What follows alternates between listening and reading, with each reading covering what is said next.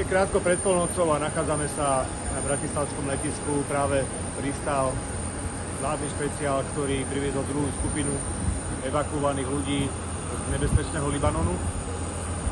Myslím si, že to je úloha štátu, vždy byť na porúdzi ľuďom, ktorí sa ocitnú v núdzi, a nielen našim, ale aj v tomto prípade išlo o viacero národností našich okolitých štátov, či už Poliaci, Češi, Rakúšania. Práve tým ukazujeme svoju silu a solidaritu s okolými priateľskými susedskými štátmi. Náš vládny špeciál a hlavne vojenský špeciál Spartan bude ešte do zajtra do obeda čakať na Cypre na prípadných ďalších evakuantov, pretože sa ešte ozvali niektoré štáty.